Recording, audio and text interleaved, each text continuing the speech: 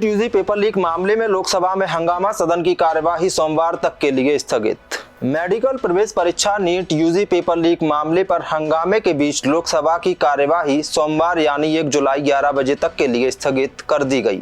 लोकसभा की कार्यवाही 12 बजे दोबारा शुरू होने पर भी विपक्ष ने हंगामा जारी रखा। विपक्षी सांसद नीट पेपर लीक मामले पर तुरंत चर्चा की मांग पर अड़े हुए थे। लोकसभा अध्यक्ष ने विपक्षी सांसदों को शांत कराते हुए कहा कि संसद को न चलने देना संसदीय लोकतंत्र के खिलाफ है। उन्होंने कहा कि सदस्य राष्ट्रपति के अभिभाषण पर चर्चा के दौरान इस मुद्दे पर चर्चा कर सकते हैं, वहीं इसकी इजाजत देंगे। इसके बाद संसदीय कार्य मंत्री किरेन रिजिजू ने कहा कि संसद के इतिहास में ऐसा कभी नहीं हुआ है। राष्ट्रपति के अभिभाषण के बाद धन्यवाद प्रस्ताव के अलावा किसी और विषय पर चर्चा की परंपरा कभी नहीं रही है। कांग्रेस पार्टी और उसके साथी दलों ने सदन की गरिमा को ताक पर रखा है। विपक्षी सांसद राष्ट्रपति अभिभाषण पर चर्चा के विरोध में वेल तक आए हैं। लोकसभा में आज विपक्ष के नेता राहुल गांधी ने नीट का मुद्दा उठाया और विपक्षी सांसदों के साथ मिलकर इस मामले पर चर्चा की मांग की। लोकसभा स्पीकर ओम बिरला ने जोर देकर कहा कि राष्ट्रपति के अभिभाषण पर धन्यवाद प्रस्ताव पर चर्चा पहले की जाए। इस पर विपक्ष के नेता राहुल गांधी ने कहा, हम विपक्ष और सरकार की ओर से भारत के छात्रों को एक संयुक्त संदेश देना चाहते थे कि इस मुद्दे को जरूरी मानते हैं, इसलिए हमने सोचा कि छात्रों के सम्मान के लिए हम आज नीट पर चर्चा करेंगे। झारखंड के पूर्व सीएम हेमंत सोरेन को हाई कोर्ट से मिली जमानत। ईडी ने 31 जनवरी को किया था गिरफ्तार। झारखंड के पूर्व सीएम हेमंत सोरेन को आज जमीन घोटाले से जुड़े मनी लॉन्ड्रिंग मामले में हाई कोर्ट से जमानत मिल गई है।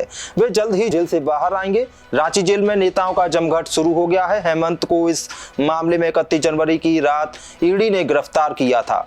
जमानत याचिका पर 13 जून को सुनवाई पूरी हो चुकी थी। जस्टिस रंजन मुखोपाध्याय की अदालत में पिछले 3 दिनों तक सुनवाई हुई।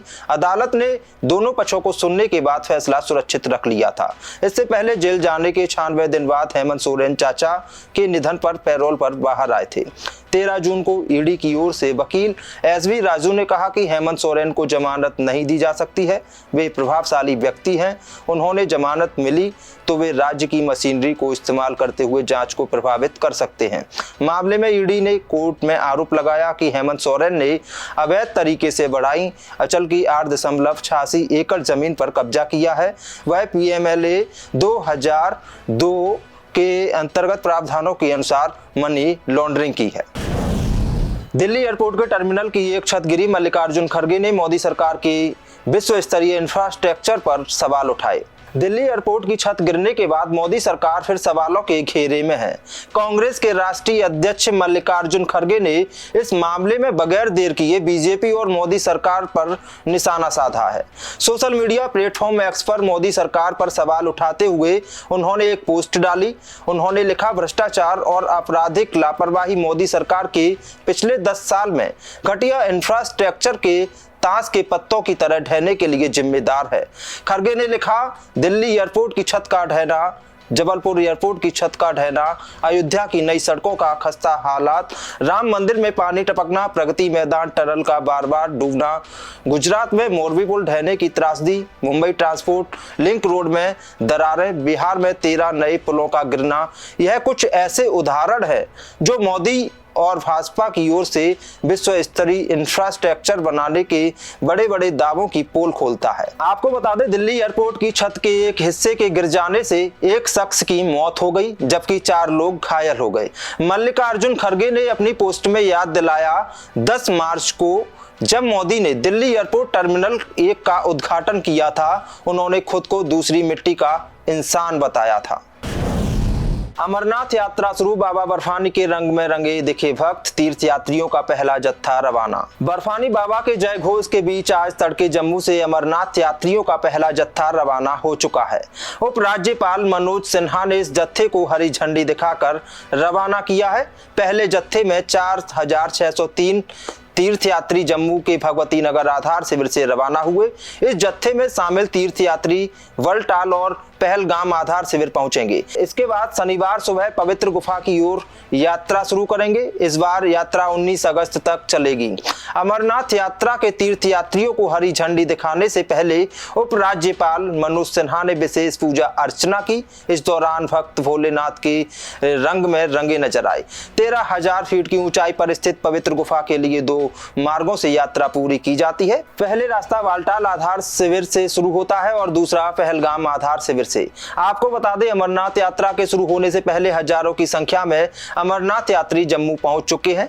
बात पिछले साल की करें तो 4.5 लाख से अधिक तीर्थयात्रियों ने बाबा बर्फानी के दर्शन किए। इस बार अब तक 3,50,000 तीर्थयात्री पंजीयन करा चुके हैं। मध्य प्रदेश के मंत्री नारायण सिंह कुशवाहा की अजीब और गरीब सलाह, महिलाएं अपने शराबी पति को अपने सामने बैठा कर शराब पिलाएं। मध्य प्रदेश के सामाजिक न्याय मंत्री नारायण सिंह कुशवाहा अपनी एक सलाह के कारण चर्चाओं में हैं। उन्होंने शराबियों को शराब छुड़ाने के लिए अजीब और गरीब सलाह दी है। दरअसल भोपाल में नशा मुक्ति से जुड़े एक कार्यक्रम में उन्होंने कहा, नशा मुक्ति के लिए माता और बहनों के आगे आना होगा। साथ ही उन्होंने उन पत्नियों को सलाह दी है कि वह अपने पतियों की शराब कैसे छुड़ाएं। मंत्री जी ने कहा कि पत्नियां अपनी पतियों को घर पर शराब पीने के लिए कहें, जिससे शर्म के कारण वह धीरे धीरे नशा करना बंद कर देंगे। उनकी इस सलाह का वीडियो फिलहाल चर्चा में है। आपको बता दें, मध्य प्रदेश में राजस्व का एक बड़ा हिस्सा आबकारी से आता है। मध्य प्रदेश की सरकार शराबबंदी की बात तो करती है, लेकिन उसने शराबबंदी के लिए अब तक कोई ठोस कदम नहीं उठाए। सरकार के कई मंत्री समय समय पर कह चुके हैं कि नशे मुक्ति के लिए सामाजिक अभियान चलाया जाना चाहिए। देश दुनिया की सभी खबरें देखने के लिए जुड़े रहिए आचरण न्यूज से। आचरण न्यूज, हर कदम आपके साथ।